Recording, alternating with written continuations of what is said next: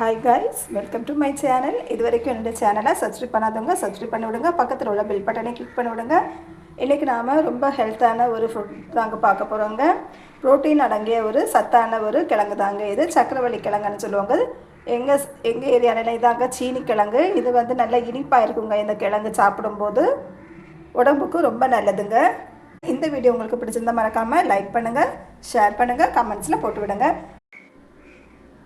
சக்கரவள்ளி கிழங்கு, அதாவது சீனி கிழங்குன்னு நாங்கள் சொல்லுவோம் இல்லை, அந்த சீனி கிழங்கை சின்னதாக கட் பண்ணி தண்ணியில் போட்டு நல்லா வாஷ் பண்ணி கழுவு வச்சுருக்கீங்க குக்கரில்.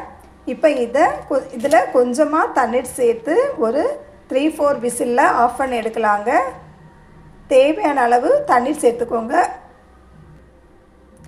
உங்கள் குக்கருக்கு தண்ணி எவ்வளோ நீங்கள் பார்த்து சேர்ப்பீங்களோ அந்த அளவுக்கு தண்ணீர் சேர்த்துக்கோங்க. இது என்னுடைய குக்கருக்கு வந்து தண்ணி 2 கப்பு அளவு தண்ணி நான் சேர்த்தாலே எனக்கு போதுங்க. ஒரு 3-4 விசிலில் நான் ஆஃப் பண்ணுவேங்க.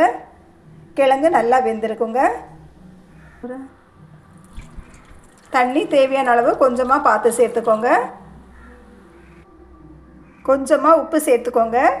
இந்த கிழங்கு வந்து கொஞ்சம் இனிப்பாக தாங்க இருக்கும், இருந்தாலும் பேருக்கு கொஞ்சமாக உப்பு சேர்த்துக்கோங்க. கை வச்சு கொஞ்சமாக கலந்து விட்டுக்கோங்க. இப்போ நாம் இதை மூடி வச்சு அடுப்பில் வைக்கலாங்க. இந்த மாதிரி நீங்கள் குழந்தைங்களுக்கு பண்ணி கொடுங்க, உடம்புக்கு ரொம்ப நல்லதுங்க இந்த கிழங்கு. அப்படி இருக்கட்டுங்க. ஒரு 3-4 விசில் வந்ததுமே நாம் ஸ்டவ் ஆஃப் பண்ணிக்கலாங்க. ஸ்டவ்வை இப்போ ஹை ஃப்ளேம்லேயே வச்சுக்கோங்க. 3 விசில்லே நான் ஆஃப் பண்ணியிருக்கேங்க. பார்க்கலாங்க. உங்களுக்கே தெரியுதுங்க பார்க்கும்போது.